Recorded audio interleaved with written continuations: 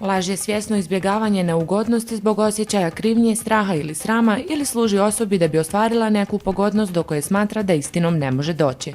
O tome zašto djeca lažu te kako postupiti u takvim slučajevima govorimo u nastavku. Roditelji bi trebali da nauče dijete da se laž ne isplati i da to znači ne odgađaju jer će sa odrastanjem djeteta i laž postati sve veći.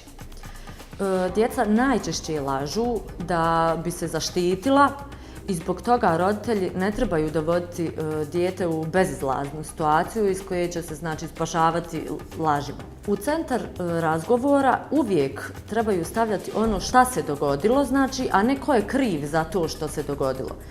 Ne treba postavljati djetetu zbunjujuća pitanja i na kraju ga slomiti, znači, jer verbalno nasilje nije odgojna mjera i samo će stvoriti veće nepovjerenje i distancu između sebe i djeteta.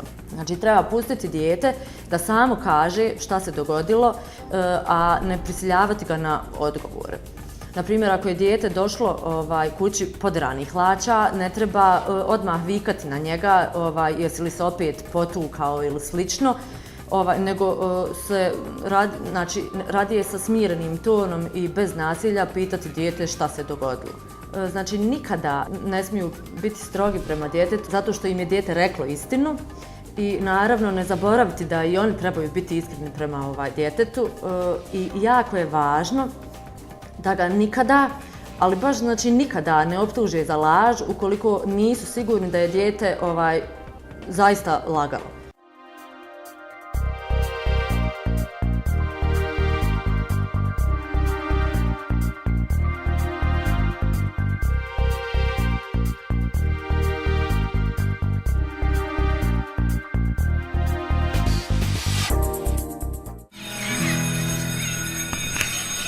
Dramski studio Naše malo lutkarsko osnovan je sa ciljem da edukuje u pedagoškom i kulturološkom smislu djecu i omladinu o zapostavljenoj lutkarskoj i teatarskoj umjetnosti. Plan rada je osmišljen i prilagođen uzrastu polaznika dramskog studija. Mi bi voljeli da možemo da primimo veliki broj djece i da imamo veliki broj termina.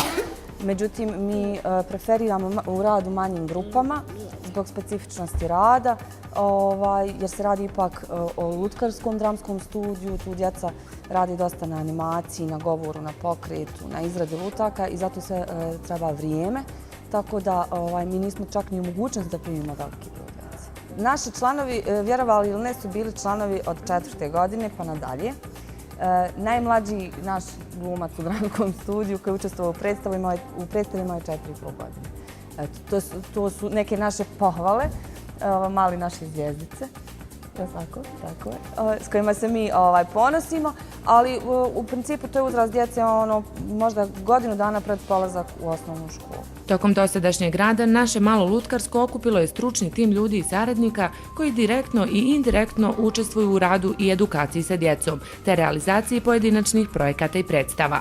Djeca kroz igru rade na pripremi vlastitih predstava. Na taj način želi se potaknuti timski rad kod djece i razvijanje kreativnosti, te ih upoznati sa svim segmentima zanimanja jednog glumca lutkara. Ja sam Dina Bešić, učenik 5. razreda, idem u školu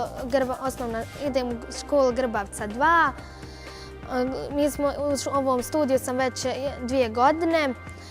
Već dugo vrijeme spremamo jednu predstavu koja se zove Djevojčica sa šibicama, a sad ćemo ubrzo da radimo predstavu koja se zove Aladin. Inače, vježbamo puno za predstave i radimo vježbu koja se zove Balans i koristimo se lutkama, raznim lutkama se koristimo. Ja sam član ovog dramskog studija već 2 godine i odlučila sam se upisati ovdje zato što po nagovoru prijatelja. Ovdje u dramskom studiju sam stekla nove prijatelje i sa svima se družim.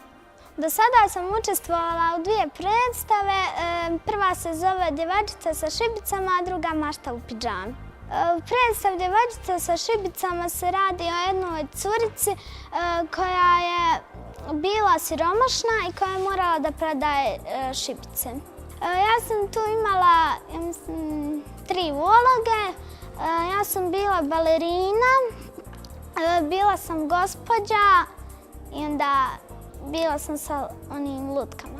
Ja bih sve svoje vršnjake pozvao ovdje zato što je jako zabavno i mogu se tako naučiti da mogu tako, da imaju, da nisu stidljivi previše na predstavama i tako dalje.